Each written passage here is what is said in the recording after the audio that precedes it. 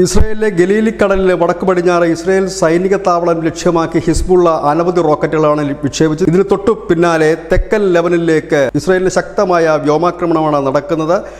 ഈ ഹിസ്ബുള്ളയുടെ റോക്കറ്റ് ലോഞ്ചറുകൾക്ക് നേരെയാണ് ആക്രമണം നടക്കുന്നുണ്ടെന്ന് പറയുന്നുണ്ടെങ്കിൽ പോലും ലെബനൻ നഗരങ്ങൾ കേന്ദ്രീകരിച്ച് തന്നെയാണ് വലിയ രീതിയിൽ. നമുക്കറിയാം, ഒരു 2 ആഴ്ചയ്ക്ക് മുമ്പായിരുന്നു ഇസ്രായേൽ വ്യോമസേന വലിയ രീതിയിൽ തന്നെ 100ഓളം ഫൈറ്റർ ജെറ്റുകളായിരുന്നു ആ ഒരു ഓപ്പറേഷനിൽ പങ്കെടുത്തത്. 100ഓളം ഫൈറ്റർ ജെറ്റുകൾ ലെബനനിലെ പല നഗരങ്ങളിലും മുകളിലും തീമഴ പെയ്ച്ചെങ്കിൽ സമാനമായ ഒരു അന്തരീക്ഷമാണ് ഇപ്പോൾ ലെബനൻ്റെ തെക്കൻ ഭാഗങ്ങൾ സംഭവിക്കുന്നതെന്നാണ് പുറത്തു വരുന്ന വിവരം. തെക്കൻ ലെബനനിലാണല്ലോ ഏറ്റവും വലിയൊരു ആക്രമണം ഇപ്പോൾ ഇസ്രായേൽ നടത്തിക്കൊണ്ടിരിക്കുന്നത്. കഴിഞ്ഞ ദിവസങ്ങളിലെല്ലാം ഇന്നലെ അർദ്ധരാത്രി മുതൽ വലിയ രീതിയിൽ തന്നെ ഉള്ള ഒരു റോക്കറ്റ് ആക്രമണം ഇസ്രായേൽ സേനയ്ക്ക് നേരെയും സൈനിക താവളങ്ങൾക്ക് നേരെയുമൊക്കെ ഹിസ്ബുള്ള നടത്തിയിരുന്നു. അതിനൊരു തിരിച്ചടിയാണ് ഇപ്പോൾ ഇസ്രായേൽ സേന നൽകിക്കൊണ്ടിരിക്കുന്നത്. News desk news India Malayalam.